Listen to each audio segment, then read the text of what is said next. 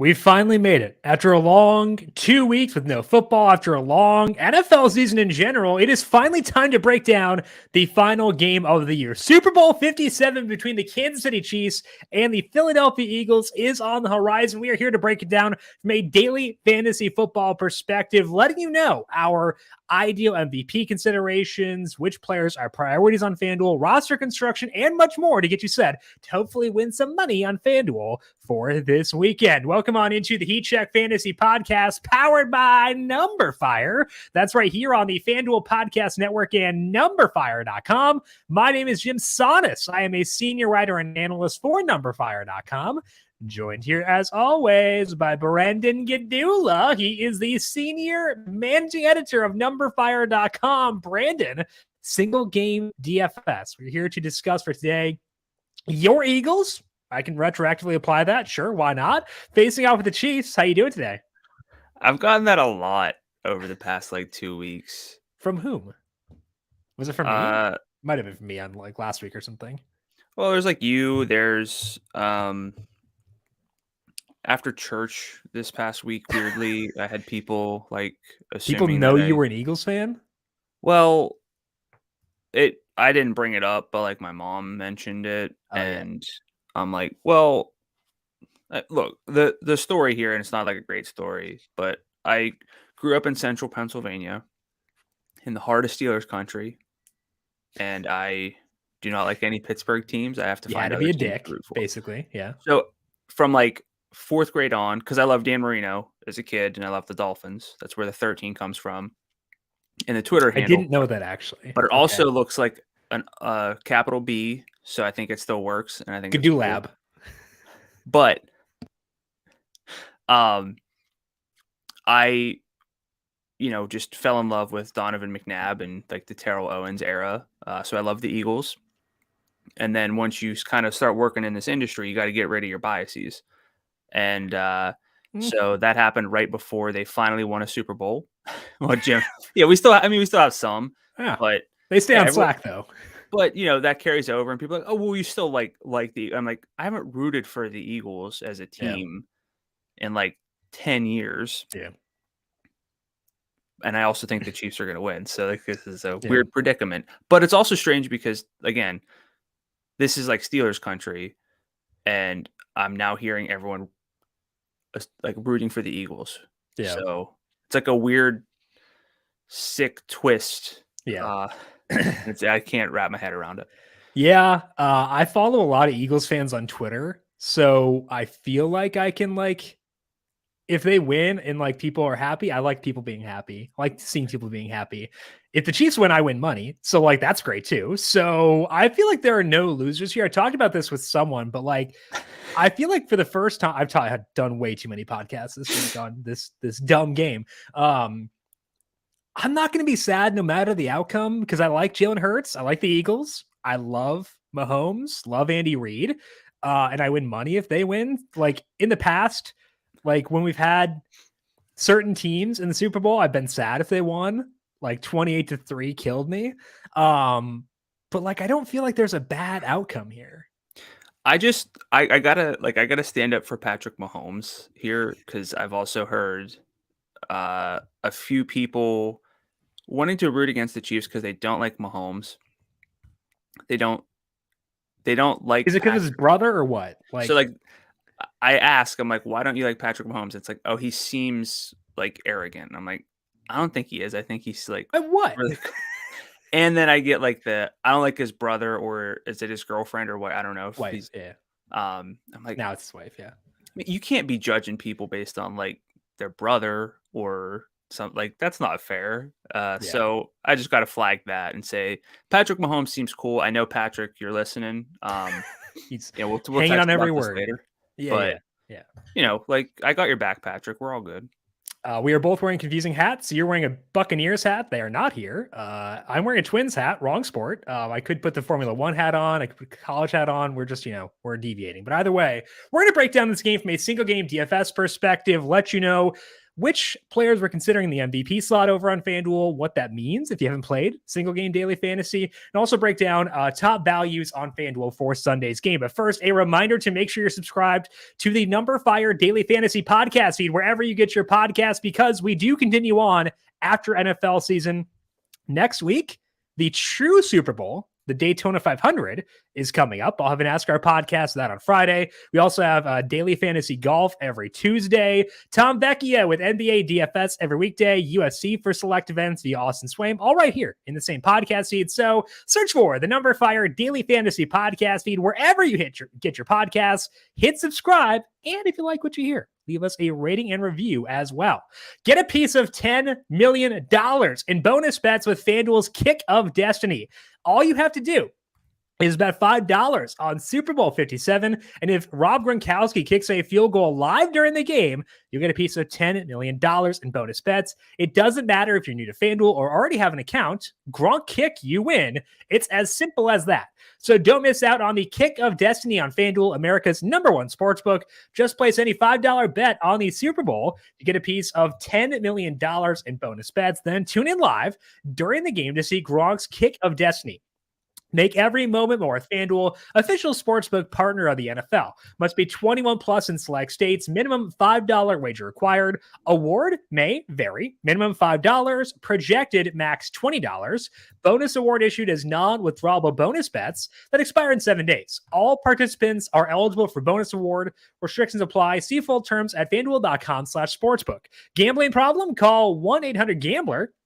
Or visit FanDuel.com/RG. In Arizona, 1-800-NEXT-STEP or text NEXT STEP to 53342. In Connecticut, 1-888-789-7777 or visit ccpg.org/chat. In Indiana, 1-800-9-WITH-IT. In Kansas and Wyoming, 1-800-522-4700. Or in Kansas, I keep calling it KS. In Kansas, KS-help.com. Great state. Louisiana, 1-877-770-STOP. In Maryland, mdgamblinghelp.org. In West Virginia, 1-800-GAMBLER.net. Or in New York, 1-877-8-HOPE-NY or text HOPE-NY. Let's dig in here to this game. We got the Chiefs and the Eagles right now. The Eagles are 1.5-point favorites at FanDuel Sportsbook. The total in this game is 50.5. We'll talk about what that means here in just 1 second.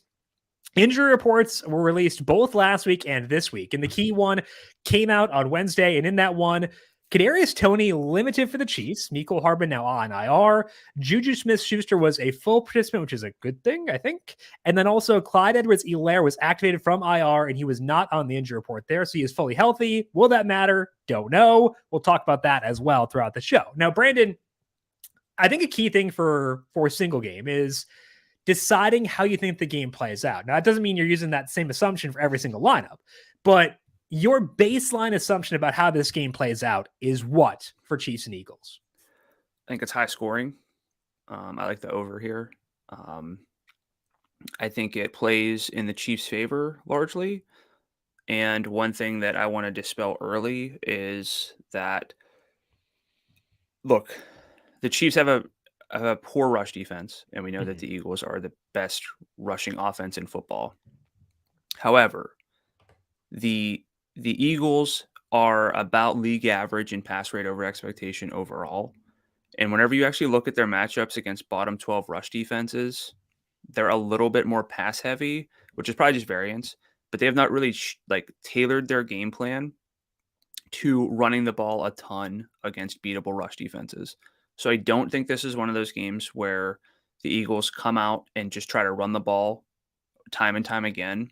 If they do, it's a deviation. That's not the expectation. Yeah. So I think there's going to be passing, and I think there's going to be points. I think that there will be points too, and I have a lean towards the Chiefs here. I bet the Chiefs money line when it was plus 108. It's now plus 104. I did upgrade the Chiefs a bit in my model. I initially had a pretty big downgrade in there for the receiver injuries from Mahomes being banged up. And when I did that, I had the Chiefs favored by 1.5.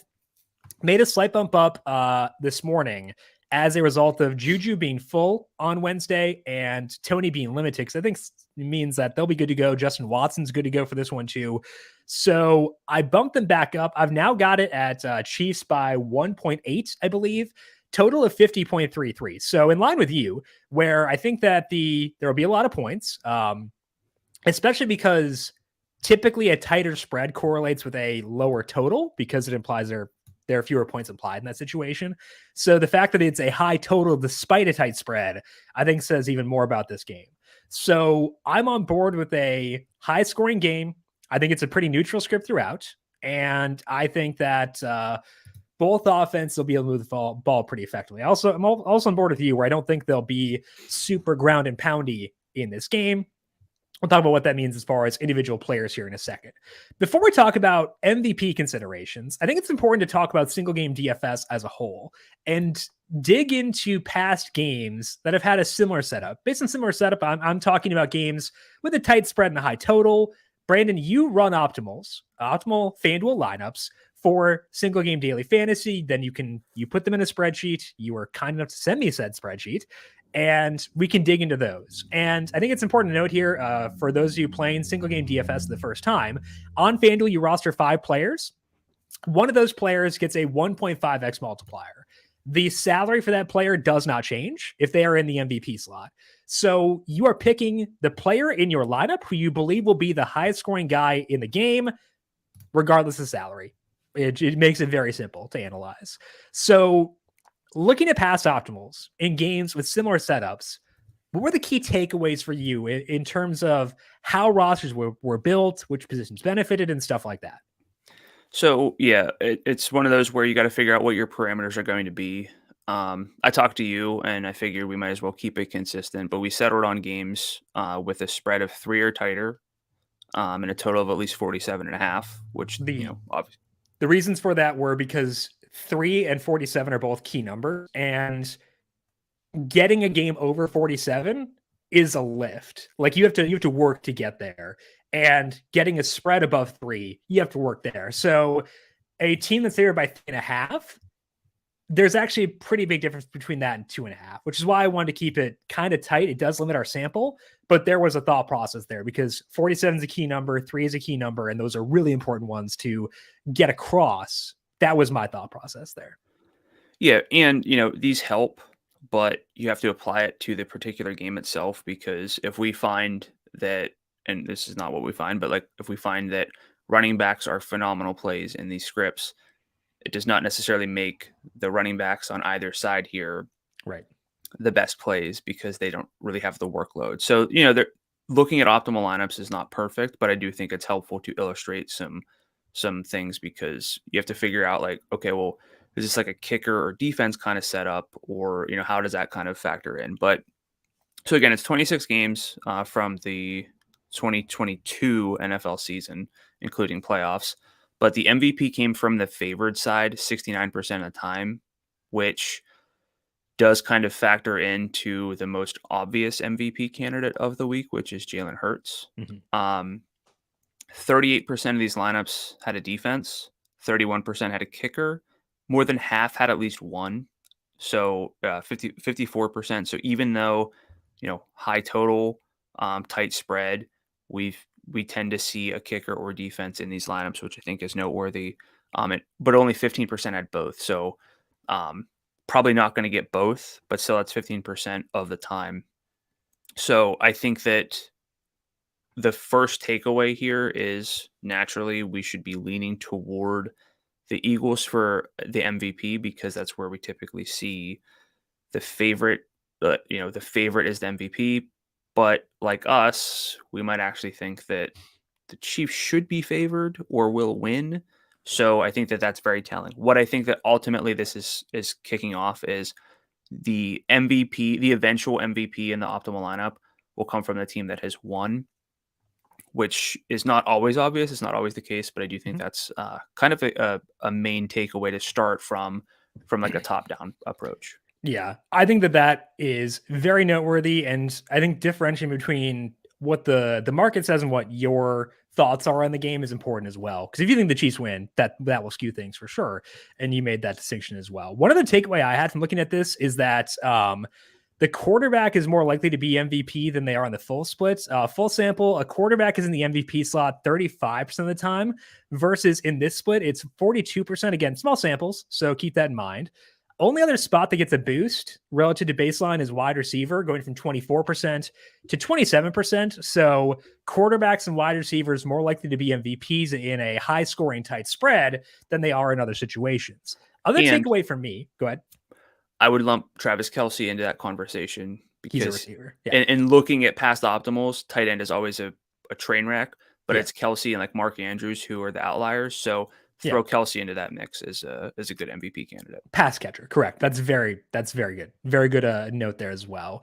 Other thing that stood out to me is that in these lineups, there were 26 games. There were 11 where a quarterback was MVP. Spoiler alert, I'm going to put a quarterback at MVP almost every time for this week. And when you have a quarterback at MVP, the opposing quarterback was also in the lineup 64% of the time. So it's only 11 games, but like, I think it's noteworthy that jamming in both quarterbacks was a good thing there. So that's the big takeaway for me is quarterback and wide receiver / pass catcher get a boost in this setup with a high total and tight spread. And if you put a quarterback at MVP, the odds the opposing quarterback is also in there are very high. Are you okay with those being takeaways, or am I overstepping? No, it sounds pretty accurate to me. And one thing, I mean, I'm not gonna like reiterate that, but one other thing that I'll point out, again, we're looking at a smaller sample. Yeah. But whenever a wide receiver was MVP, which was 7 times, which is the same number actually as running back. Mm-hmm. But again, you got to tailor it to the game itself. And I don't know if there are a lot of obvious running back candidates for MVP. There's, I would say, 3 total, maybe 4 if you throw in Kenneth Gainwell, who you could consider from like a chaos standpoint. But surprisingly, like 57%. So I guess that'd be what, 4 out of the 7 have to be. Yes. Of the running backs were favored. So it's actually a little bit tighter to like 50% than you might think, but 86%. So probably 6 out of 7. The receivers who were MVPs were on the favorite. So it's not like a point chasey volume MVP for the pass catchers. It's going to be efficiency. It's going to be scoring those touchdowns, having yardage. So don't plug in a receiver who you think is going to get a lot of garbage time production. That's really not how it tends to play out, which is kind of always the case in a sense. But, sure. Yeah. You know, for MVP, you're going to want the guys who convert the touchdowns, which are generally tied to better performance overall offensively. Exactly. So let's take that baseline of knowledge and spin it forward to our MVP considerations. Again, this is just the player on your roster you think will be the highest scoring player on your team for that specific game.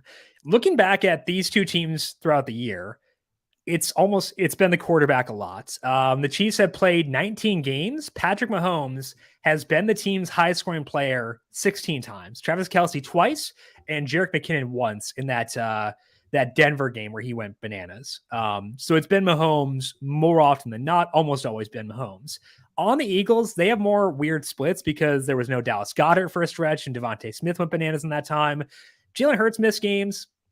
Boston Scott missed 2. I tossed those out as well because Miles Sanders' usage in those 2 games was not what it has been outside of that. So I have the most relevant sample in Philadelphia being a 9-game sample. In those 9 games, Jalen Hurts has been the highest scoring player on their team 7 times, A.J. Brown once, Miles Sanders once in the conference championship game where he scored twice. So to me, that says if you give me 20 lineups, I'm either going quarterback at MVP in every single one, or I'm tossing out like one Travis Kelce or one A.J. Brown. So to me, Mahomes and Hurts are the 2 definite considerations. If I'm differentiating, I'm doing so likely with just Kelce or A.J. Brown so that I'm not spreading myself super, super thin. Is that too reductive, or where do you sit in terms of MVP considerations here?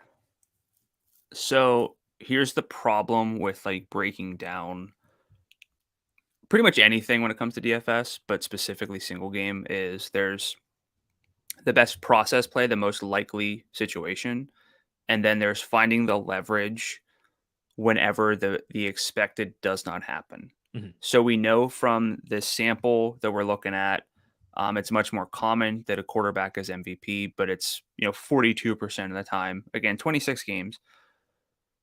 When I simulate this thing out and look at actual projections, so that's where things get a lot stronger in the case because these are two dominant quarterbacks who Right. can put up a ton of points. Who don't have like a legitimate featured back on another team. Yeah.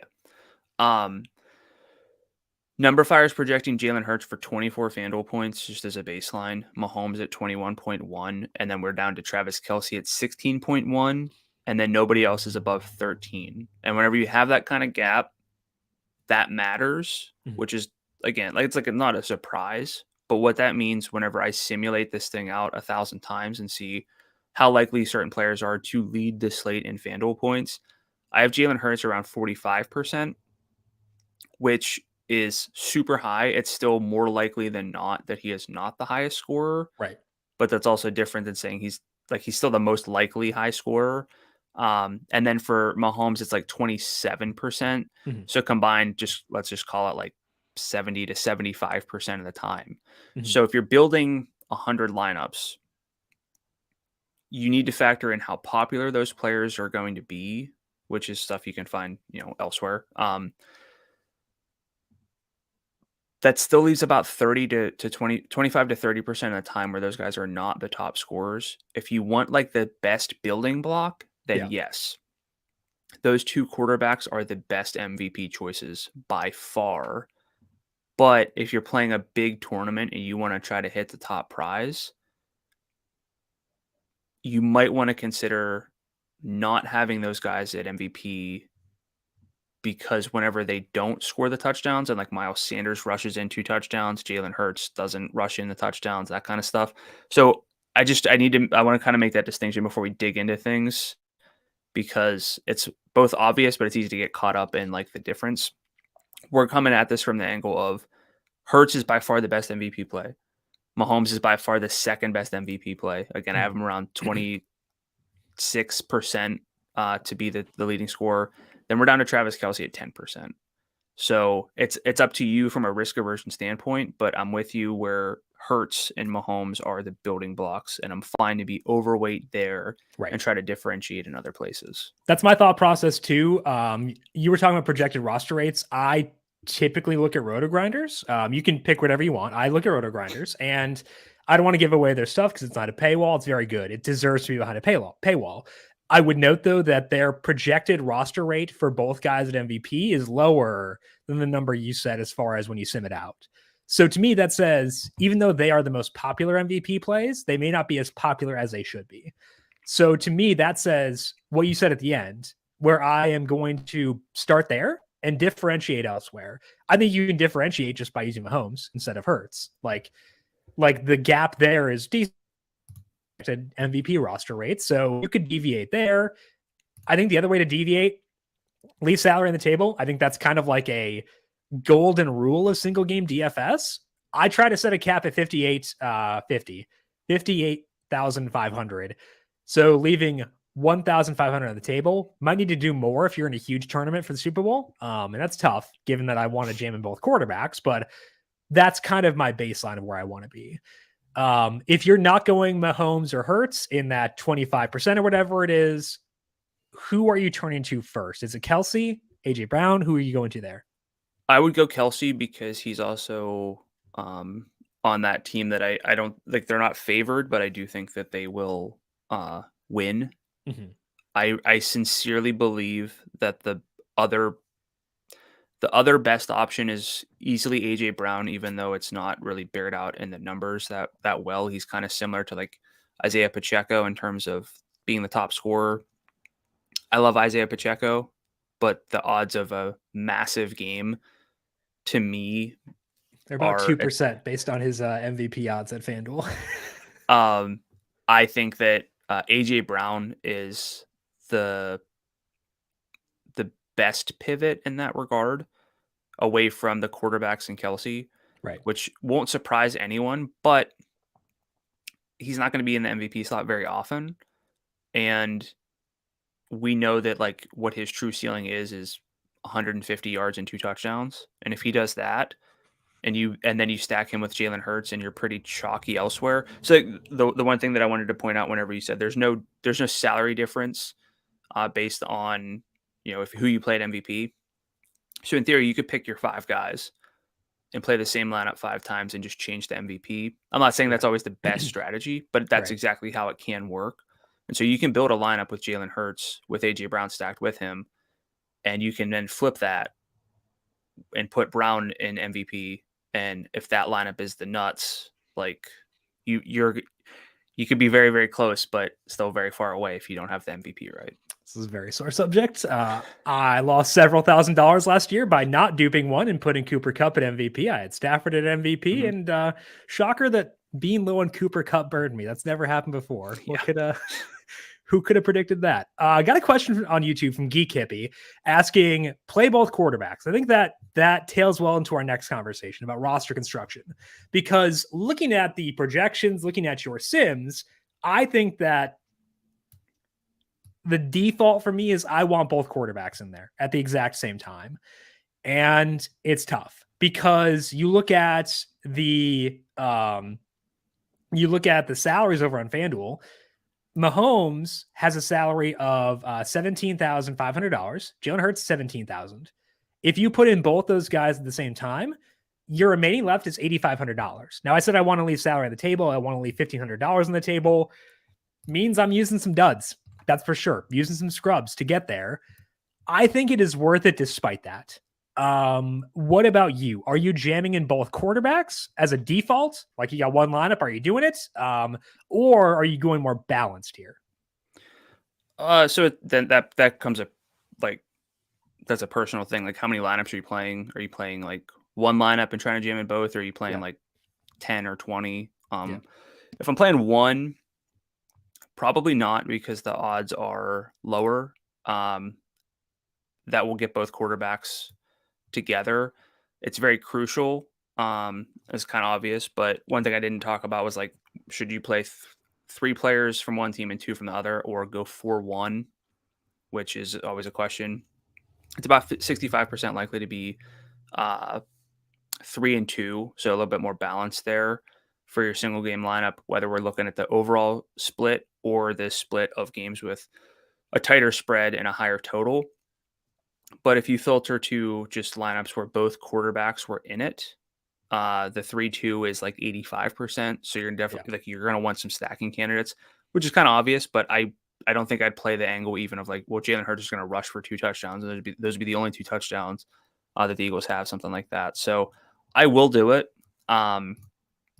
In that capacity, I would just load up on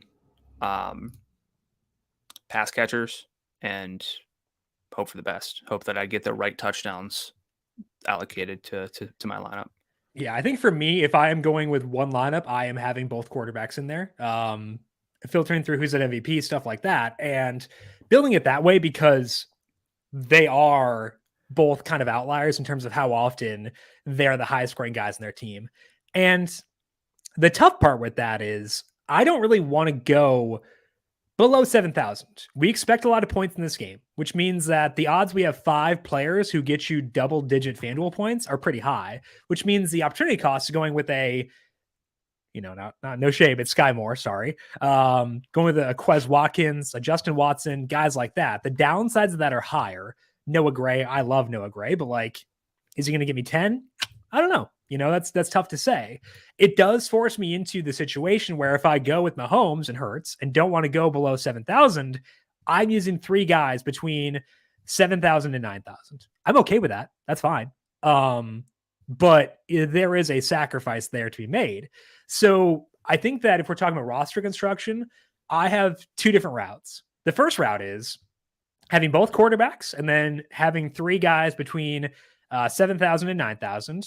The second route is having only one of the quarterbacks and then going more balanced. Like, for example, having Patrick Mahomes at MVP, pairing him with Travis Kelce and Isaiah Pacheco. If I do that, I have 9,000 left for the final 2 slots. I can figure that out very easily and be okay with that. If I go Jalen Hurts, then, I can kind of do whatever I want in terms of stacking partners. I can go with both A.J. Brown, Devontae Smith if I want to. 9,500 left there as well. That fits too. So those are my two preferred routes. If I've got two lineups, I'm doing one of each. One with both quarterbacks, and then 3 value plays, and then one with one of the quarterbacks, and then a more balanced approach after that. If you had to pick between those two, what's your preferred path? And are you more okay going with guys below 7,000 than I am? There's not a whole lot I like down there, which is Correct. the whole point of having them down there. That's why the quarterbacks are high salaried. One thing I will point out is that if you have a 2 quarterback lineup, we get like bogged down in the numbers, but it's a lot less likely that you're going to get a defense or kicker, which makes sense because you're going to need those like passing touchdowns, not settle for field goals. If we're playing the angle of an over, which like I typically am, I think a lot of people will, even if they're not playing the over, the total's high enough where they're more or less building around the over. Easiest way to differentiate is like this game's like 17-14. There's like no touchdowns and go from there. But yeah, if you're going to play both quarterbacks, it's going to be tempting to plug in like a kicker to help balance things out. Like it can still happen, but it's just a little bit less likely. So for me, I'm probably more willing to go a little bit more balanced though. If I'm building one lineup, like if I was playing a head-to-head against you, even knowing you're playing both quarterbacks, I think I would probably try to get to like Kelsey, AJ Brown, the guys who have difference-making like market shares, rather than take too many stabs at guys who could basically give me a 0. Yeah, if I were doing a head-to-head, which I'm not going to, for the record, I would jam in both quarterbacks just because they have the combination of meeting expectation with a massive ceiling. I'm going to take that route and figure it out elsewhere. I want those baked in points for me personally. You mentioned kickers. I think that's an important point because both kickers have low salaries for this game. Jake Elliott is $8,000. Harrison Butker is at $8,500. Those are awesome salaries. I agree with you where it's counterthetical to have a kicker in there or the quarterback because a quarterback implies they're getting you touchdowns. Touchdowns imply there are no field goals. And if you look at the sample I pulled before, again, there were 11 situations where a quarterback was MVP. None of those had a kicker in there at all, either kicker. So I would say it does lower my odds using a kicker. However, I'm still receptive to it because they're just very low salaried. And the one thing I would say is the kicker will not be on the same team as my MVP. If I have Mahomes at MVP, I will not use Butker. Definitely not in that setup where I have both quarterbacks. I am receptive to Mahomes with Hurts and Elliott because it implies that, Hurts is a rushing touchdown, but they had to settle for a couple more field goals, stuff like that. He's not the highest scoring guy, but he's still very high scoring. They had to settle for a couple field goals. That makes sense to me. So it does downgrade kicker for me if I use both quarterbacks. I'm receptive to it, but I will make sure they are not overlapping with my MVP because the opportunity cost there, it just doesn't line up super well. Yeah, makes sense. The kickers and defense conversation is always fascinating. I have a hard time envisioning either defense making like the true optimal unless we get a game script that is unlike the first like 3 or 4 scripts I would assume. Correct. Which is like, even if there's a romp, I don't think like either quarterback is going to be turning the ball over a ton. It might just be some sacks. Like Jalen Hurts is odds to throw a pick are plus money.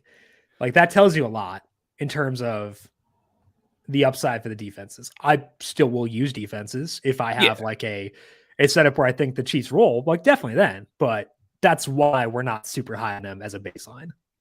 Yeah. So it can be tempting to plug in those kickers and defenses for like salary relief and quote unquote safe points. And they're especially going to feel good whenever you have both quarterbacks and you're going to feel like, well, this is a really high floor lineup. Yeah. Which you're not really wrong in that, but for both quarterbacks to make the optimal at these elevated salaries, very possible that they do. We're going to need one thing that's like it's easy to get wrapped up in is, well, they're going to score points, so they're going to make the optimal. It's like, well, if Travis Kelce scores twice, he's going to be in the optimal. Right.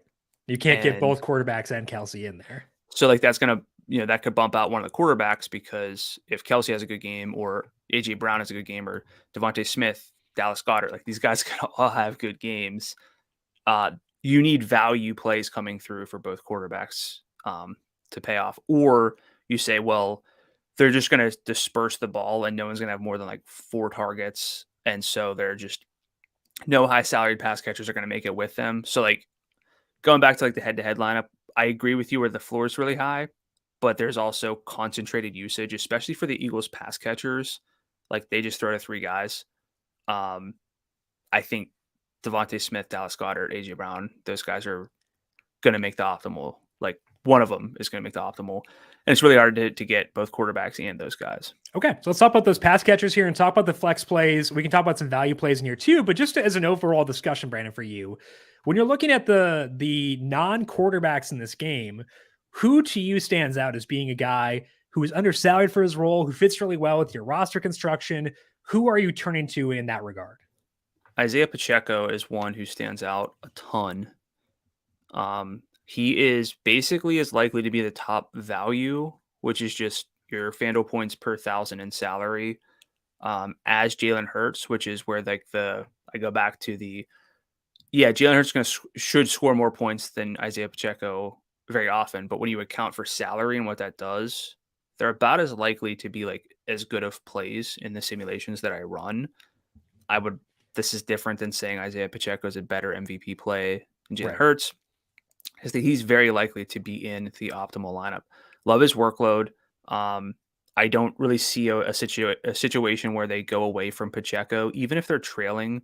Mm-hmm. Like he can run routes, he can get catches. I think that he's a really, really strong play at 10-5. He's probably going to be the place that I'm most overweight on, by which I mean, if I think that he's on like 30% of everyone's rosters, I would try to have him in my lineups over 30% of the time. Yeah. Pacheco is also the guy I would highlight here. He's 10-5 on FanDuel. The reason that I like him is not just because of the conference championship game. Like, let's not pretend it didn't happen, but let's put that in a larger sample. I'm looking at the 10 games with Clyde Edwards-Helaire out or limited, because I don't think he'll have a huge role even if he's active for this game. I think he'll be more in like the Ronald Jones role, because even before he got hurt, he had like a 5% snap rate in his final game before then. I think he'll have a very limited role in that situation. So a 10-game sample with CEH out or limited in that time, Pacheco 87 yards in scrimmage per game in that time. 10-game sample, 87 yards in scrimmage. That's more than Miles Sanders in his 17 games with Boston Scott active. Sanders 74 yards per game in that split. Jerick McKinnon 56 yards per game in his sample. Kenneth Gainwell 33. Boston Scott 17. That's a really good number for 10-5. And you also toss in the potential for him to get more work in the passing game as he did in that conference championship. My sample for Pacheco is 1.8 targets per game. He had 6, double his previous career high in the conference championship. So that to me is why he is a standout at 10-5. The issue I run into is if I want him, like, I think that if I have one lineup, I want Hurts at MVP, I want Mahomes in there, and I want Pacheco. If I do that, I'm left at 7,500 left per player. That's the problem. I've got to use a scrub. So the question is, do I use a scrub or do I toss out one of the quarterbacks or Pacheco? And the thing is, if you use I don't call anyone who's playing the Super Bowl scrub. Sure, fair. Like a punt play, in terms of the role's not really there.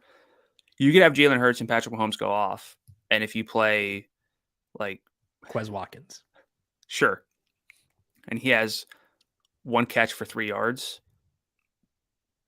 you might be like, oh, I was 1 play away from like the best, not one football play, but like 1 play in your lineup away. It's like, it's a lot easier to do if you're rostering someone at the bottom of the salary pool to get there. So that is the issue, which, we all know, but it's super tempting to be like, if I'm building one lineup, I need to have Mahomes and Hurts in there. But the issue that you see all the time is you need a value play to pop for that to happen. And someone probably will, but that's different than saying I'm going to pick the right one. Right. So my question to you, and we do this with like golf a lot, is you seem really intent on 2 quarterback lineups. Mm-hmm. Are you willing to play 2 QB lineups with, like, let's stick with this example: Mahomes, Hurts, Pacheco. What do you have left? 75. Yep. Give me another name in like let's say you have a full punt play. Who's like a name in the middle range that you would consider? Like So, Gainwell, uh, Juju. so I want to keep my like 1,500 or more left on the table, which Right. means That's as a result, I'm going like I would go like Kadarius Toney at 7,000. So like, but you're saying like double punt play. Correct.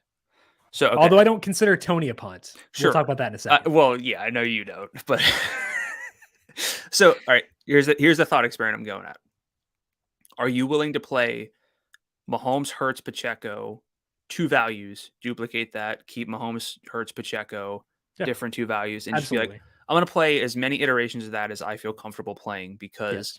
I think that Mahomes, Hurts, and Pacheco are going to be good. I need to figure out the right value plays to hit, and that's going to be a hard conversation because the workloads aren't there for predictable output from them. So does that kind of how you're leaning, you think, Yeah. with a lot of your lineups? Okay.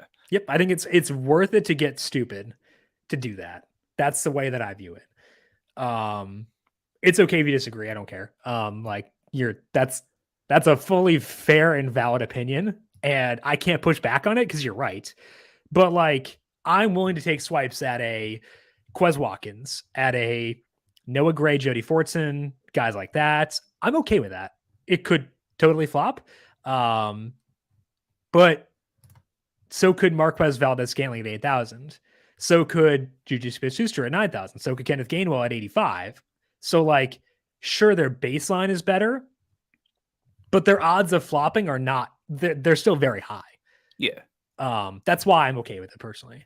So then I think the real question is, where are you on the difference makers who are not the quarterbacks? So Travis Kelce, AJ Brown. We're not super high on Miles Sanders because of the workload, but let's throw him in there because we know he's multiple touchdown upside. Devontae Smith. We know where you are with Pacheco. And let's go Dallas Goedert. Because if you're saying I want both quarterbacks, Pacheco, and 2 values, you're betting against Kelce, AJ Brown, Devontae Smith having big games. Yep, fine with that. In the 2 quarterback lineups, if I have one quarterback, I'm going to have Kelce or those other guys in there. And again, that's probably about half my rosters is that. So I'm fine with having reduced exposure to them because I think it's a worthwhile sacrifice to make. The other guy who I would say is like a quote unquote difference maker relative to salary is Goddard at 10,000. If I want to give myself a little bit more flexibility, I could take out Pacheco and go Goddard at 10,000.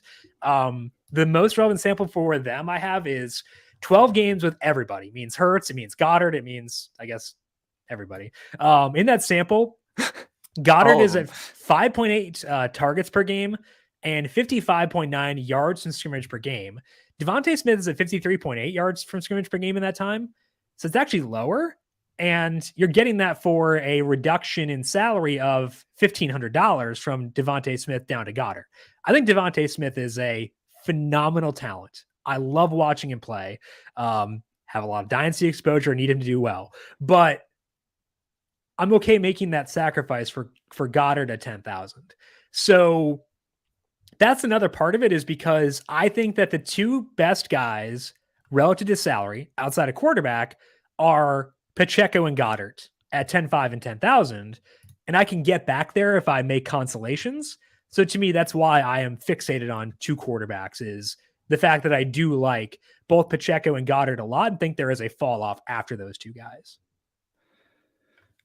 Yeah. I mean, like I said, talking about a single game slate is talking through all the options, understanding that as Kevin Garnett would say, anything is possible and figuring out which way you think that things will go. Like there are realities where Harrison Butker ends up being the MVP.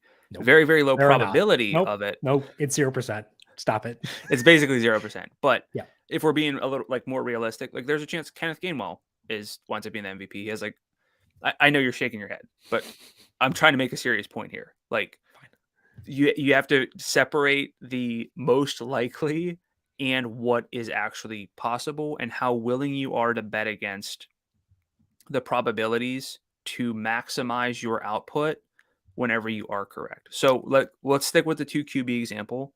I think it's going to be very tempting for a lot of people. If you plug in both quarterbacks, whichever being the MVP, and you try to go as like balanced as you can from there, play Kenneth Gainwell because he's coming off like a big game, and that is like one of the better iterations that you can make. You're probably sharing with a lot of other people who had the same thought process. If your goal is to win a huge tournament and you say, I think it's a one quarterback kind of game, or be very gutsy to say no quarterback game, because like Travis Kelce scores twice, AJ Brown scores twice, Devontae Smith has like 135 yards and a touchdown, something like that. And you need all three of those guys because there's no way to make up those points with the value plays and the quarterbacks. That kind of thought process is what it takes sometimes for a single game, which is why it's super fun, but it also is very hard to give like one take. Because again, we can sit here and say the highest floor, the most probable outcome is to build around the quarterbacks. But, you know, the fun part for me is being willing to be different. Yeah. And that's what's sick about this. One pushback I would have is that I'm not sure how. I think that the mindset with the 2 quarterbacks may be different. Like, let's say you are at the Super Bowl party. It's Sunday at 5:30, filling out a lineup, and you're not putting like a ton of thought into it, which is a good chunk of the lineups that we're playing against. You put your 2 quarterbacks in, and you're like, okay, I gotta punt so I can get back up to these other guys. I think that's the mindset.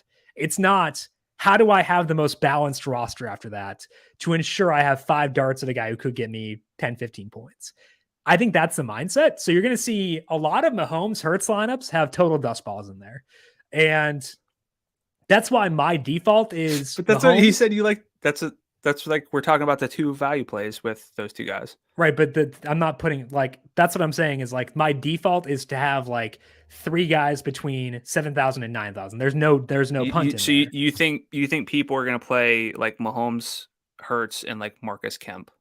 No, not Marcus Kemp. Probably like, I don't know, like Moore. Sky Moore or something like that. Justin Watson, like, I don't know, you know, he'll play snaps. He'll run some wind sprints. But like, if you go with 3 guys between 7,000 and 9,000, you're having 3 guys have a realistic shot to get you 10, 15 points. And to me, that's a decent build that I don't think is going to be the exact way every 2 quarterback lineup goes, because I have 5 actual darts in there. And that's what I want. So that to me is why I don't think everyone thinks the way we do, where it's like, okay, I need to have 5 darts. I think that they're okay taking a punt if it gives them flexibility elsewhere. Whereas I'm preferring to avoid that unless I go Pacheco, in which case I do have to, you have 1 guy in there who I would deem to be a punt. Okay. If that's how you, I don't quite view it that way, but it makes sense. I can see some people doing that. I just can't imagine that that'll be like the default for a lot of people. The default for 2 quarterback lineups, it may be, but also we're, you know, projected roster rates for Hurts and Mahomes are not 100%. So that's not every lineup.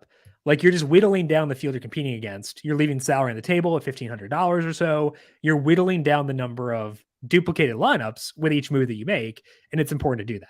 So that's the way I'm viewing it here. Yeah, and I'm not trying to talk around in circles, but like, we don't know which iteration is going to be the optimal. A lot of these make sense. Almost any combination that's like reasonable will make sense.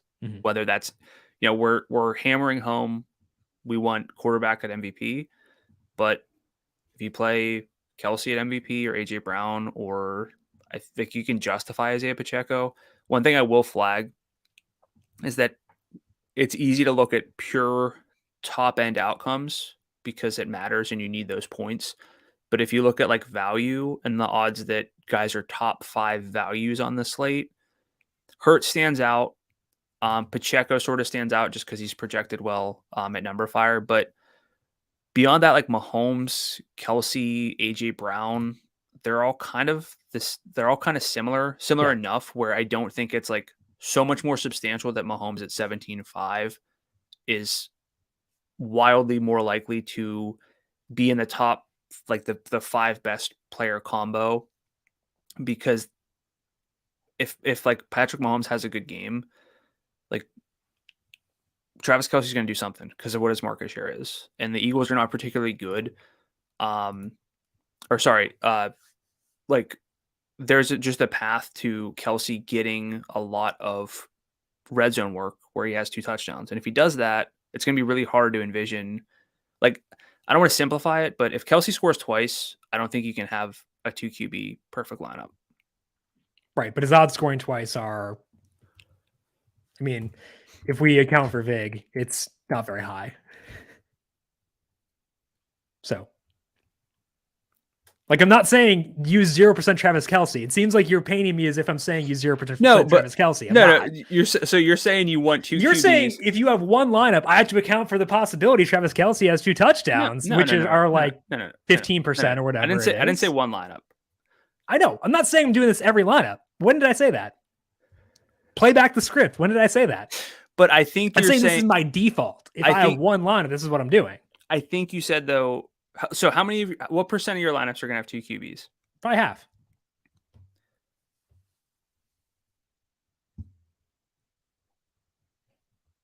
I'm confused. What? It sounded a lot higher than that based on how adamant you were about getting 2 QBs. Because if I have one lineup, that's what I'm doing. And that's probably a lot of people listening to this are probably going to play one lineup. That's what a lot of people do. Okay. Well, I'm just asking questions, Jim. Okay. So let's have the Kadarius Toney discussion now so I can eat my crow later on. The reason I like Kadarius Toney, I prefer if he gets a full practice in by Friday. The full by Friday band is back. I want him to get a full practice by Friday. If he does, I'll be very high on him. And as the reason for that is, let's assume he keeps his stupid, awful, terrible role, which he probably will. Let's assume that he keeps that role. The most relevant sample on the Chiefs with no Mecole Hardman and with Toney being healthy is weeks 16, 17, 18, and week 20. That's the games where they didn't have Hardman, but they had Toney playing snaps. In that sample, Pacheco leads the team in yards and scrimmage per game at 76. Travis Kelce is second at 73.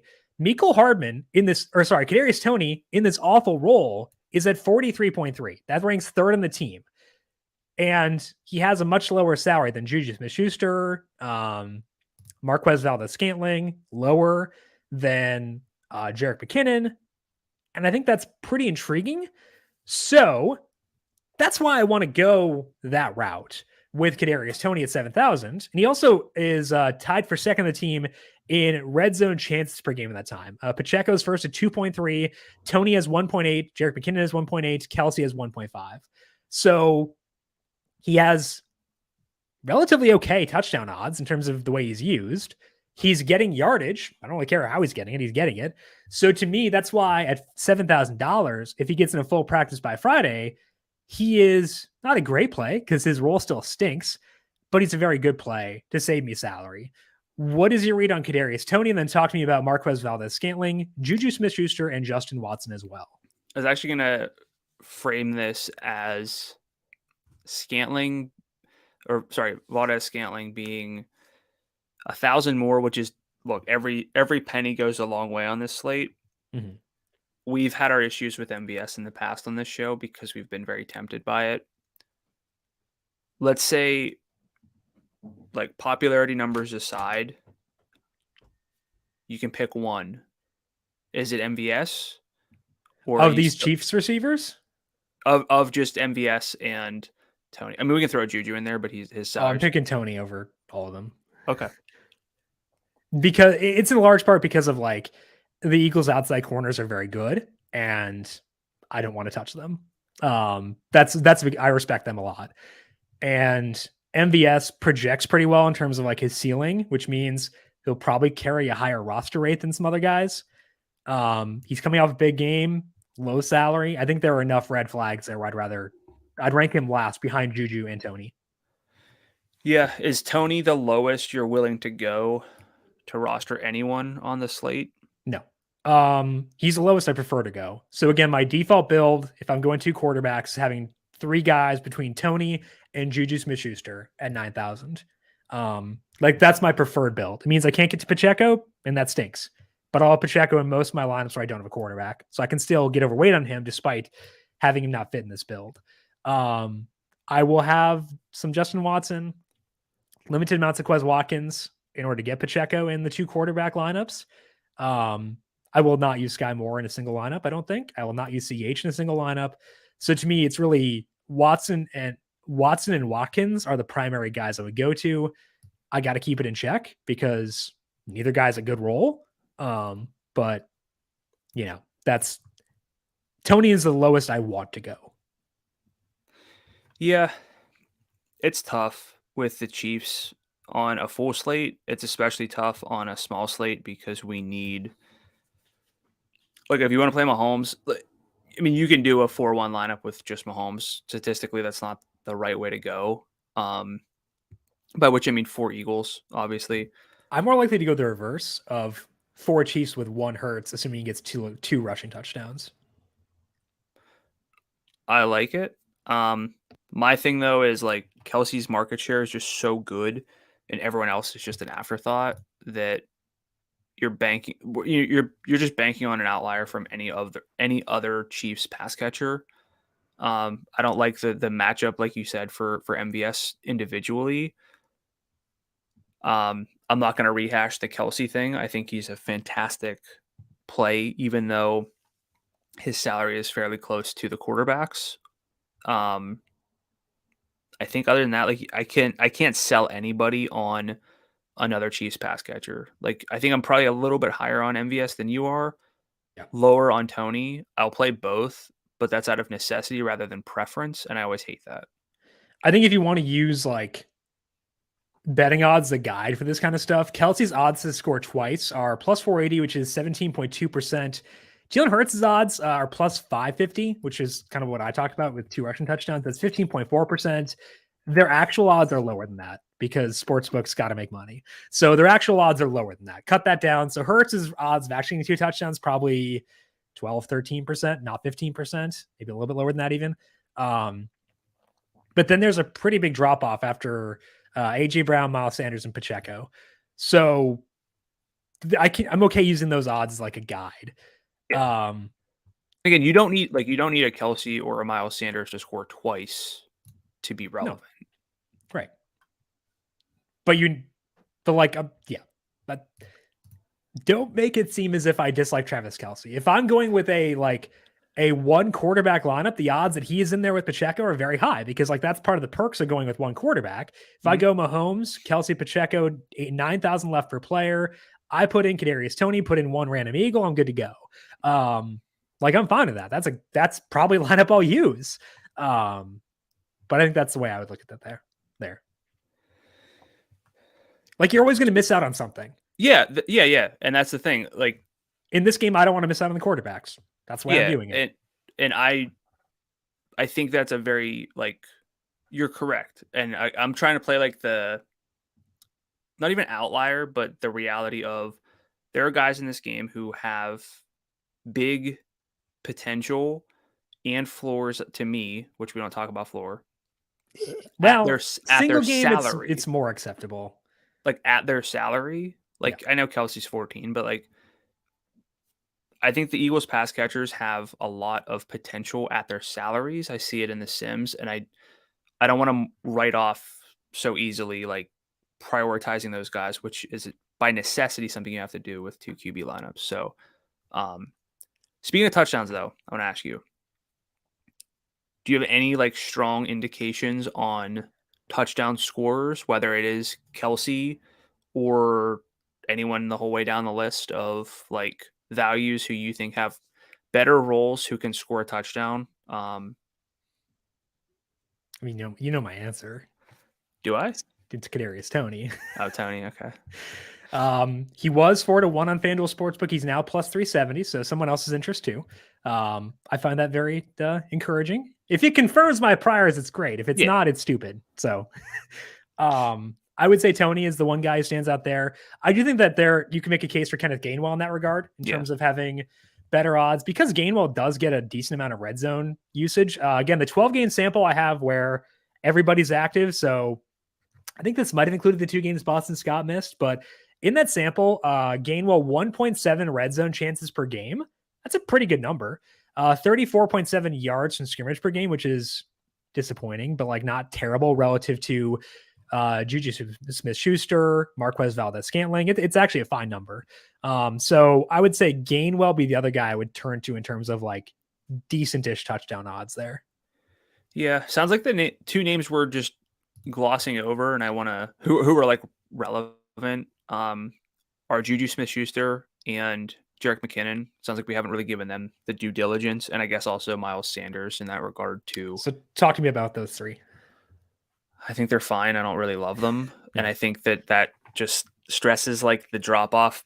We talk about this with golf too. I think there's a drop off from the quarterbacks to the second tier, but I think that second tier has a huge drop off from like the Kelsey, Brown, Devontae Smith, Goddard tier to everyone else, which is why I want to make sure I'm not missing out too much on the difference makers in that tier too. For me, Sanders, I don't think the workload is there to be a priority play, but something I did flag in the playoffs, like was weirdly, you might want to play, if you play in Miles Sanders, you probably don't want to play Jalen Hurts because their overlap can come from like rushing touchdowns. Yeah. I think like there are situations where Miles Sanders scores where the Eagles do lean on the rush game more. Again, I don't think that's the expectation based on precedent. I think the precedent is that they're going to play their game. But if he scores twice, obviously he's great. If he scores once, still going to be great at that salary. But my question to you then is, if you're playing a lot of Jalen Hurts, let's say just 10 Jalen Hurts lineups, how many of those have Miles Sanders? Is it 0 because you don't want to miss out on the touchdowns? Or you got to like account for the fact that you're playing like onslaught lineups where Hurts throws touchdowns and Sanders rushes touchdowns. Like any thoughts there where they cancel each other out or correlate together? So I think that the pitch you could make for playing them together is that, so Miles Sanders in the conference championship scored twice in the first half, had a 53% snap rate. And then second half, he's been banged up with like a knee injury, and they went to more Kenneth Gainwell, and that worked well to salt the game away. I think you can make the stand of saying, okay, neutral game script, I think we lean on Miles Sanders more. Nothing to play for further. So if you give me 10 Hurts lineups, I have Mahomes in half, which means I won't have Sanders in those, so I can't get back up there. So that leaves me 5 more.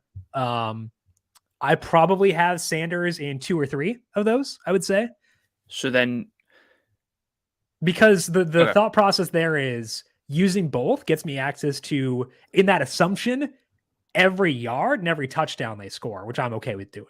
I'm okay doing that on a full slate, much less a single game slate. Yeah, I just wanted to ask because those are the kinds of like questions you have to have, even if you're building one lineup. And I'm not trying to like make it stressful because it's really easy to build a single game lineup and have some fun with it. But if you're really trying to think, like, you got to comprehend those correlations, and the odds of Miles Sanders catching a touchdown pretty low. Yeah, very low. But that does not mean that they can't correlate well. Where Hurts has a very efficient first half passing, and then they just play keep away, to use that term. But then it's Sanders and not Gainwell. So like, you just have to tell yourself a story with every lineup you make and just say, here's why this lineup can work. Exactly. Make sure they make sense together, which is why I stressed the thing before about like not having a kicker tied to your MVP. Like stuff like that. Yeah. The other guys you mentioned were Juju Smith-Schuster and Jerick McKinnon. I think McKinnon's role is pretty bad. And looking at projected roster rates, people still like him. Curious why. He was listed on the injury report Wednesday with ankles. Not 1, but 2 ankles. He's old. Not 2 ankles. Not to be ageist. Just like us. Not to be ageist, but yeah, I've been there. Jerick. And now you introduce Clyde Edwards-Helaire, who I think is a bigger threat to McKinnon than he is to Pacheco. I don't think he's a threat to either personally, but like, So is this a situation where, I mean, I guess it does seem like more people are on the Eagles, and is this like the Eagles are going to play from ahead, therefore they're potentially going to throw to McKinnon. Yeah. Okay. With Juju, like he's just been rough. The 4-game sample I mentioned before with Tony having a role, 28 yards per game from Juju in that span. Like ever since the concussion, like it's been bad. Yards per route run numbers are garbage. So I'm going to use him. I am more likely to use him than I am to use Jerick McKinnon, but I'm not seeking him out. He is not a priority to me. I'd phrase it that way. I think I'd have to have Mahomes at MVP probably to consider Juju. Yeah. Although I had one where I had Hurts at MVP and I had Juju because that left 10-5 on the table or 1,500 on the table. So again, there's no one answer. There's infinite number of answers, and you just have to figure out what questions you want answered and how to answer them. One question I want to answer, Brandon, is your top priorities after considering salary, considering roster construction, considering roster rates. When you look at this slate, and I give you one lineup, who are the guys you think you are most likely to include in that one lineup? Well, I'll say, I mean, we know we love the quarterbacks. Yeah, let's exclude them. So I'm going to say priorities. Isaiah Pacheco. Mm-hmm. I think the salary is too nice there, and I don't think that he's going to be scripted out automatically, regardless of what happens. I honestly want to say, though, you're going to yell at me, but if I'm basing a lot based on our conversations, I want to prioritize Travis Kelce and AJ Brown. Okay. Together? Like, I want to make sure that I have, which is like a bet against the 2 QB lineup. Yeah.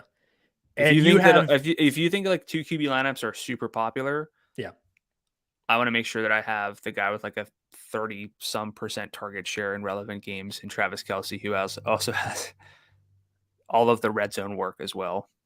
And you have AJ Brown as being like definitively ahead of Devontae Smith, correct? Yeah, just because I think that people will be down on AJ Brown. Yeah. And I love Devontae Smith. Yeah. One game upside, I'm going AJ Brown. I agree. So I think it's probably that second tier, I guess, that I'm higher on, but specifically Pacheco, Kelce, and Brown.